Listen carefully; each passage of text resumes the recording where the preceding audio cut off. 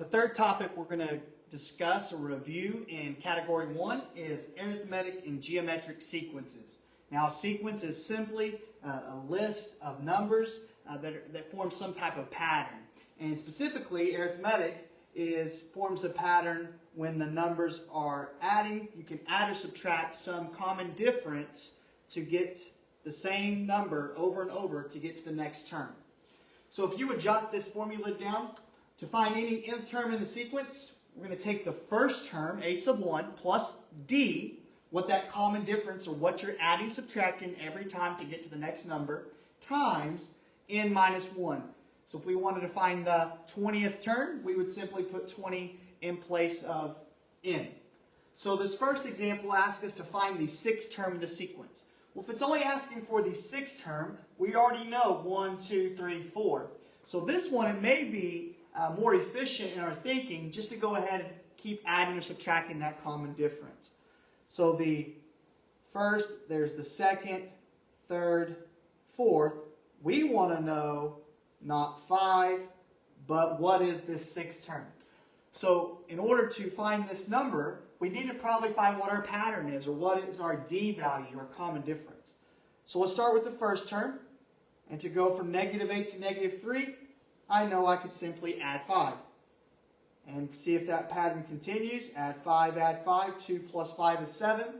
So to go to the next two terms, the fifth and the sixth term, we could simply just add 5 and add 5 one more time. So if we did that, 7 plus 5, 12. 12 plus 5 is 17.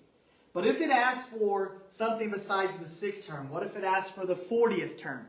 We probably wouldn't want to sit there and add 5 over and over all day to get the 40th term. So that's when we could use this formula, which simply would be put up to find the 40th term.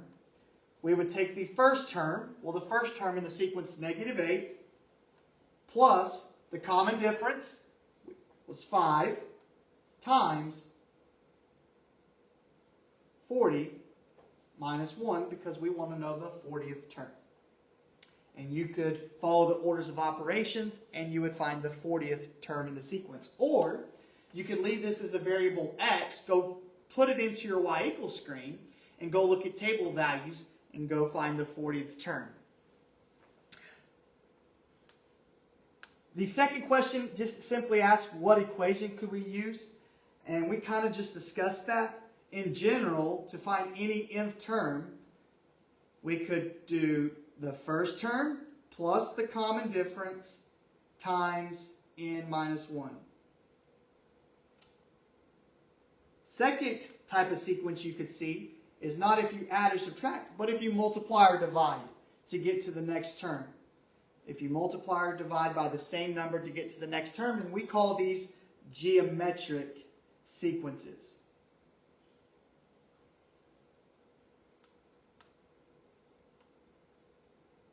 And if you would take a minute, here's the formula to find any nth term in the sequence. Once again, you take the first term, a sub 1, times r, the common ratio, what you're multiplying or dividing by, raised to the n minus 1. So this example asks us to find the next three terms in the sequence. We already know the first four numbers, so let's find our common ratio.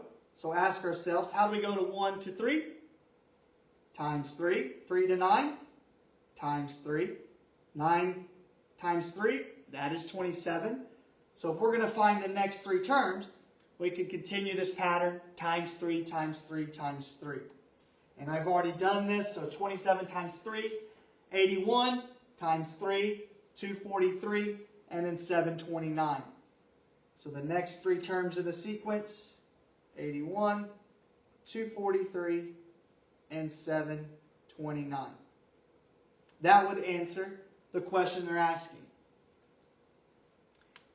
The next question says, well, what equation could you use to find the nth term in the sequence? So to find any nth term in the sequence, we could simply say, to find any nth term, we would take the first term. Look back at our sequence. The first term was 1. So we would say 1 times the common ratio. the ratio was multiplying times 3 raised to the n minus 1. So we could use this equation, and this is how you would actually see it in your y equals screen. It would be 1 times 3. We would just use x instead of n.